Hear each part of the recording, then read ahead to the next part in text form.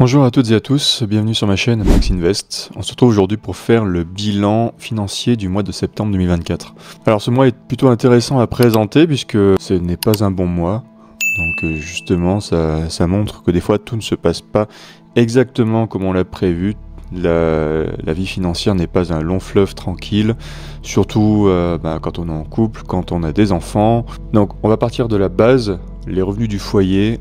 Ce mois-ci, on a eu 4 337,47 € de revenus. Et comme on peut voir sur le graphique, donc j'ai divisé en 3 parties. Une partie dépenses, une partie loisirs et une partie épargne. Donc pour ce mois de septembre, on a eu 2 971 € de dépenses, 1 206 € de loisirs.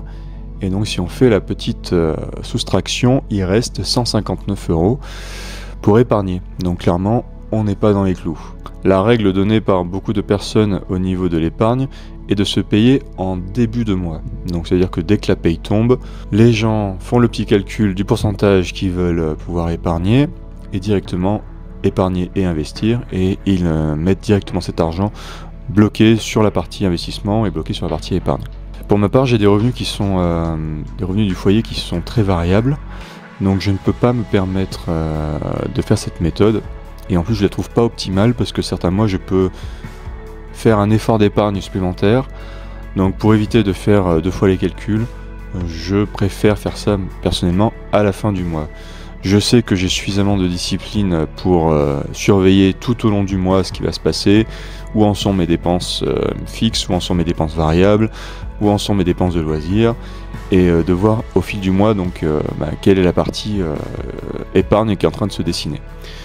Donc pour le mois de septembre, très rapidement j'ai vu que ça allait bloquer, mais pour des raisons qui étaient entre guillemets normales, puisque c'est un mois où on s'est fait quelques plaisirs, c'est un mois où on s'est fait un petit week-end dans le sud en famille, donc nécessairement dépenses supplémentaires, dépenses frais d'essence, dépenses resto, activités, etc.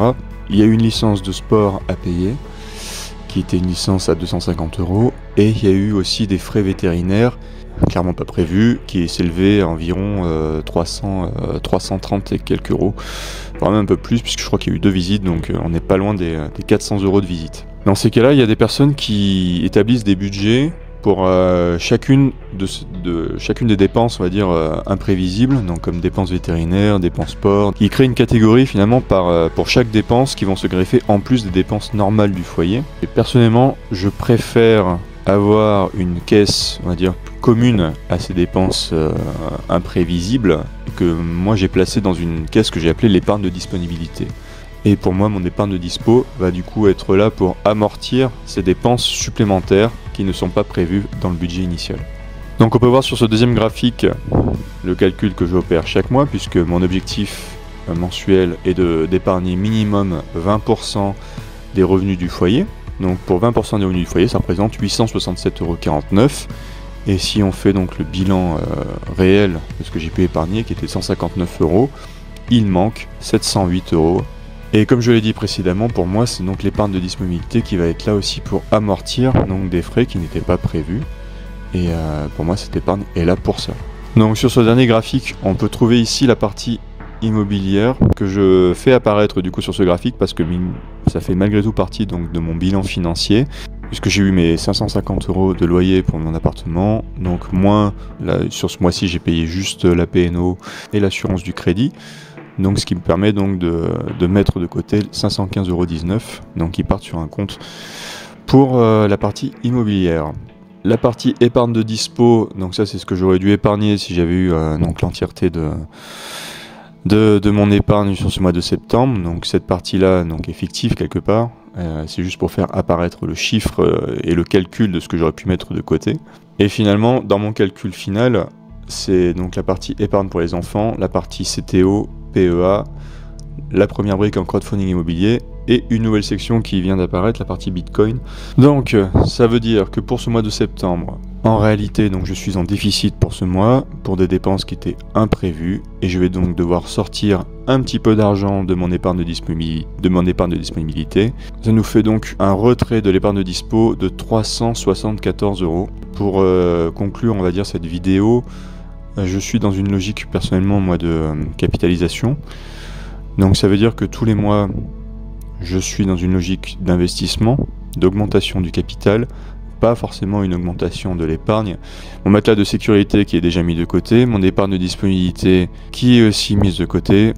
Et c'est bien en faisant cet effort régulièrement chaque mois de pouvoir investir et de pouvoir faire fructifier une partie donc, de notre épargne qui va à terme augmenter notre capital. Donc ça voulait dire que si ce mois-ci je considérais que j'avais pu épargner que 159 € et que je ne faisais du coup un mois blanc, un mois finalement sans aucun investissement, pour moi le projet en prenait un sacré coup. C'est la raison pour laquelle j'ai créé cette épargne de disponibilité, non pas pour faire le fou avec l'argent et dépenser à tout va sans réfléchir, mais bien pour pouvoir amortir des dépenses qui n'étaient pas forcément prévues. Donc j'espère avoir été assez clair dans l'explication de mon bilan.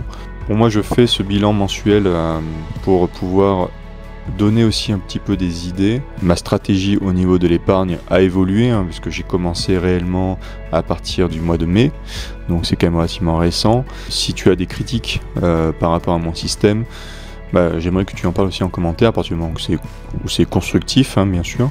Et ce sera avec plaisir que j'échangerai avec toi pour améliorer un petit peu ce système, et peut-être que toi aussi ça pourra te donner des idées.